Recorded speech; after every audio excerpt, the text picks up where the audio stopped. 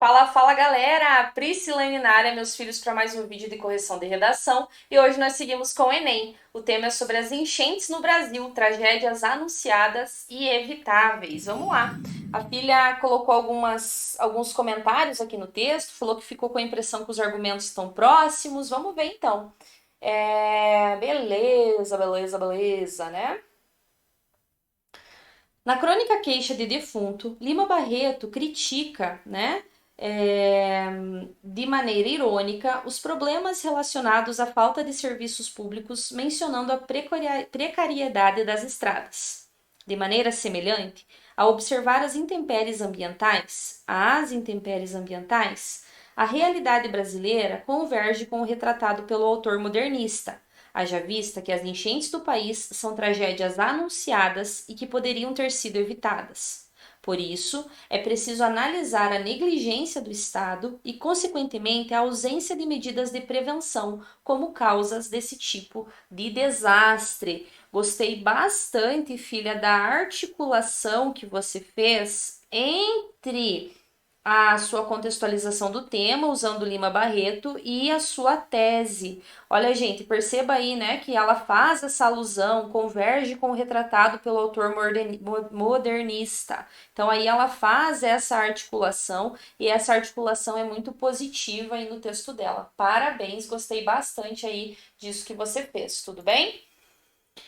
Primeiramente, é necessário observar o descaso do governo com esse problema social como um dos principais motivos da incidência de enchentes, já que essa crise não é vista de forma crítica pelos governantes. Esse fato é comentado por José Saramago no romance Ensaio sobre a Cegueira, que retrata personagens acometidos por uma cegueira branca, alienados das injustiças vividas na trama, ou seja, eles tornam-se omissos e contribuem com essa situação, assim como os governantes. Nesse sentido, percebe-se que o Estado está acometido por uma cegueira moral, ao ver a condição crítica de milhares de cidadãos que perdem suas casas, suas esperanças e seus sonhos, e não enxergar que essa posição é nociva a toda a sociedade, na parte de saúde, econômica e ambiental. Na saúde, econômica e ambiental. Logo, nota-se que, embora o direito à vida seja previsto pela Constituição de 88, as enchentes ainda impõem um cenário desumano aos indivíduos. Olha só, eu gostei do seu parágrafo, né? Gostei do seu argumento, gostei disso tudo, mas quando você traz o Saramago, você não comprova essa omissão do governo. Como que você comprovaria essa omissão do governo? Falando aí, né, da falta de fiscalização, pensando nas pessoas que moram em áreas de risco, você poderia ter comprovado essa omissão do governo, né? Pensando em falta de obras, né, para evitar essas enchentes, pensando na questão de investimento, pensando na questão de políticas públicas. Então, aqui você poderia ter abordado de uma maneira mais enfática essa questão, trazendo aí com mais ênfase como essa negligência, como essa omissão se materializa, entendeu? Então é nesse sentido que você deveria argumentar. Eu acho que apenas trazer o Saramago deixou o seu texto um pouco superficial. E aí não ficou claro em que medida que essa omissão se materializa. Você conseguiu entender? Então, como que essa omissão se materializa? Como? Ah, ela se materializa pela falta de verbas? Ok. Ah, ela se materializa pela falta de investimentos? Ok. Ah, ela se materializa pela falta de ações de prevenção? Ok. Então é nesse sentido que você precisaria ter argumentado, tá bom? Ademais, como se não bastasse a ausência estatal, a falta de medidas de prevenção nos centros urbanos também é um sério problema. Ao analisar esse fato, observa-se que muitas cidades não têm uma estrutura eficaz para evitar as enchentes e as consequências dessas tragédias, como os deslizamentos, a perda de material e principalmente a perda da vida humana, né? Então, rever aí essa repetição, como os casos recentes de Petrópolis e Rio de Janeiro, que deixaram milhares de vítimas à mercê do Estado. Essa realidade é resultado da falta de um programa de retenção de rios, de permeabilização dos solos e de um saneamento básico, responsabilidades políticas do país. Logo, medidas de prevenção tornam-se necessárias em curto e em longo prazo.